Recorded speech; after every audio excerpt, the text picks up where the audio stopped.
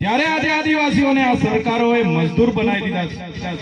આજે દાદાઓએ કીધું અમારી પણ જમીનો છે, અમને પણ પાણી આપો, અમારા બાળકોને પણ શિક્ષણ આપો, અમારા યુવાનોને પણ રોજગાર આપો, પણ આ સરકારો જાણી જોઈને આદિવાસીઓને ભણાવવા નથી માંગતી। અહીંથી પાણી લઈ જાય છે પણ પાણી આપવા નથી માંગતી, આદિવાસીઓને ભેગા થવા નથી દેવા માંગતી।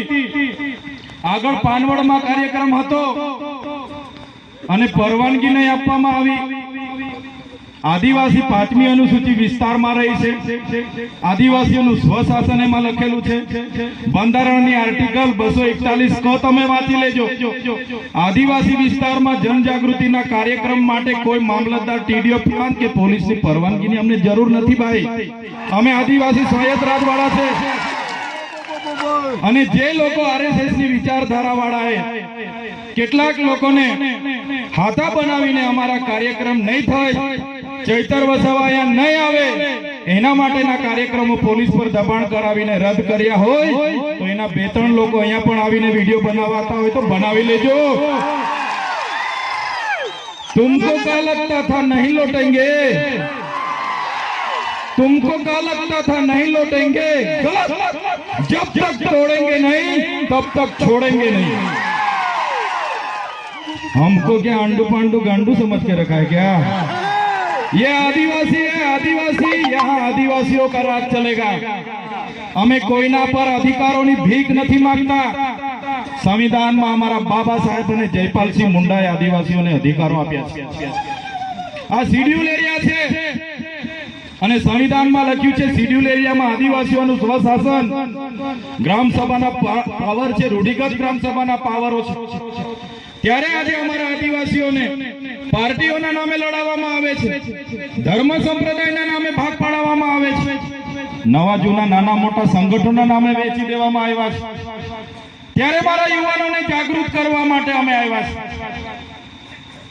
આજે તમે જોઈ લો, આદિવાસી એટલે કોણ? આદિવાસી એટલે આદિ અનાદિ કાળથી આ પૃથ્વી પર વસનારો આદિવાસી।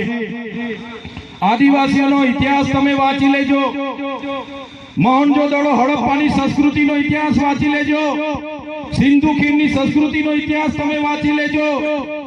9 થી 10,000 વર્ષ પહેલાની એ સંસ્કૃતિ, સભ્યતા એ આપણા આદિવાસી પૂર્વજોની સંસ્કૃતિ હતી।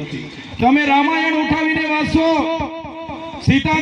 રામાયણમાં સબરી બીલનો ઉલ્લેખ આવે છે, હનુમાનજીનો ઉલ્લેખ આવે છે, નિષાદ રાજાનો ઉલ્લેખ આવે છે। એ આપણા પૂર્વજો હતા, એ આપણા આદિવાસીઓ હતા। મહાભારત ઉઠાવીને વાંચી જોજો, એમાં જે એકલવ્યની વાત આવે છે તેનો અંગૂઠો દ્રોણાચાર્ય દ્વારા કાપી લેવામાં આવે છે। એ એકલવ્ય આપણા પૂર્વજ હતા।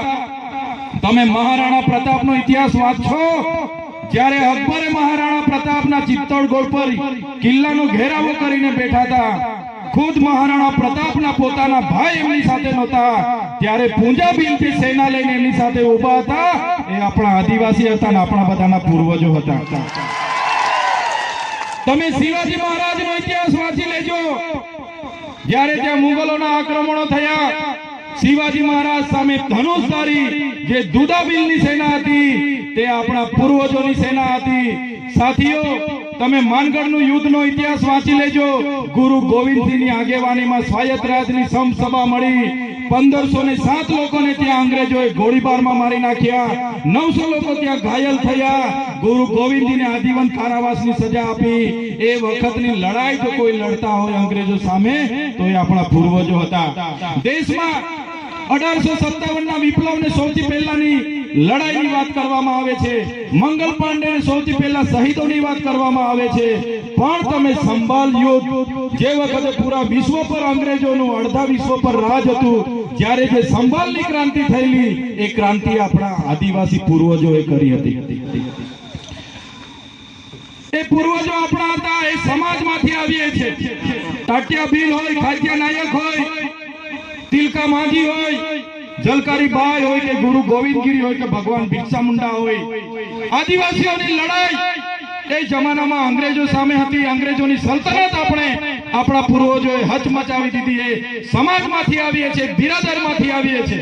દેશના વિકાસમાં જ્યારે નર્મદા ડેમની જરૂર પડી, જ્યારે ગઢડા ડેમની જરૂર પડી, જ્યારે ઉકાઈ ડેમની જરૂર પડી, આ વિસ્તારોમાંથી જ્યારે લાકડું લઈ જવા માટે રોડની જરૂર પડી, રેલવેની જરૂર પડી, પાણી લઈ જવા માટે નહેરોની જરૂર પડી, આ વિસ્તારમાં ઉત્પન્ન થતી વીજળી માટે લાઈનોની જરૂર પડી, ત્યારે મારા આદિવાસી સમાજે જય ભીલ પ્રદેશ.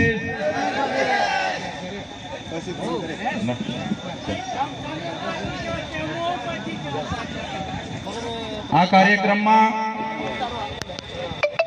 ઉપસ્થિત મંચસ્થ તમામ સન્માનીય આગેવાનો,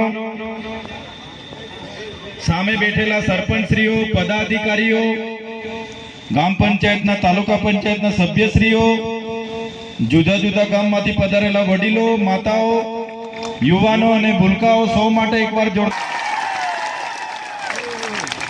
બીજી તાળી જે લોકોએ મને ધારાસભ્ય બનાવ્યો અને ધારાસભ્ય બનાવીને તમારી વચ્ચે હું જ્યારે ધારાસભ્ય બનીને આવ્યો છું એવા ડેડિયાપાડા અને સાગબારા લોકો માટે એકવાર જોરદાર તાળીઓ પાડી.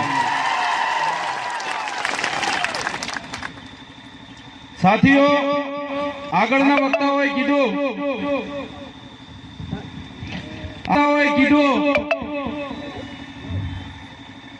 કે નર્મદા ડેમમાં આપણા આટલા બધા ગામો ગયા,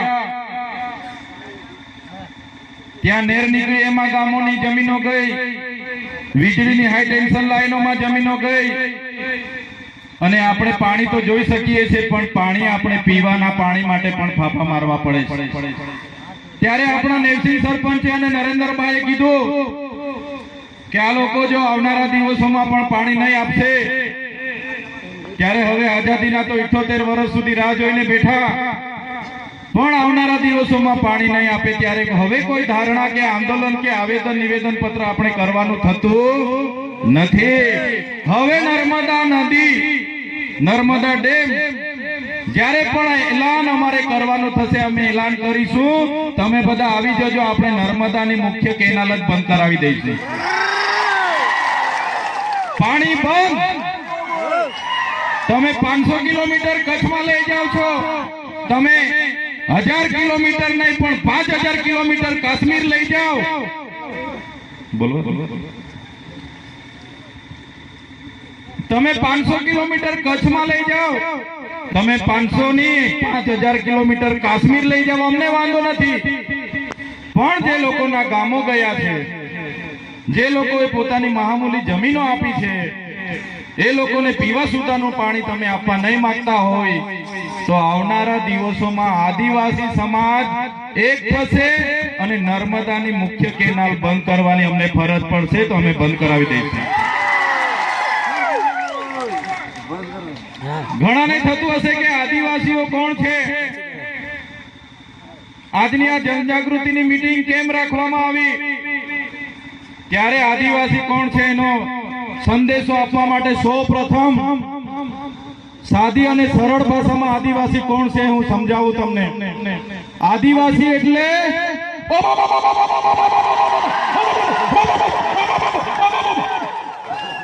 આ આદિવાસી છે.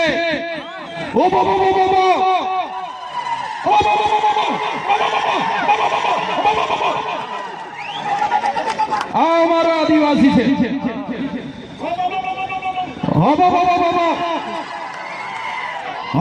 એટલે આપણા દેશમાં આપણું રાજ, આપણા ગામમાં આપણું રાજ. આ ઉભો આદિવાસી સિવાય કોઈની તાકાત નથી કે ઉભો કરી શકે. આદિવાસી જ કરી શકે, આદિવાસી જ કરી શકે. ગમે એવો ખમીર મંતી હોય, ગમે એવો અબજોપતિ હોય કે કરોડોપતિ હોય, ગમે તેવો હોય, કોઈના બાપની તાકાત નથી કે ઉભો અહીંયા કરી શકે.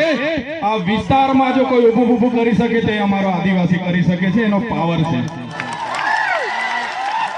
આપણા ગામમાં આપણું રાજ, આદિવાસી એનો માલિક છે, મૂળ માલિક છે. હું ચૈતર વસાવા નથી કહેતો, આદિવાસીઓનો ઇતિહાસ કહે છે, દેશની સુપ્રીમ કોર્ટ કહે છે, દેશનું બંધારણ કહે છે, યુનો કહે છે કે આ દુનિયામાં સૌથી પહેલા જો કોઈ આવ્યું હોય તો એ આદિવાસી છે. મૂળ માલિક આ દેશનો આદિવાસી છે, સુપ્રીમ કોર્ટ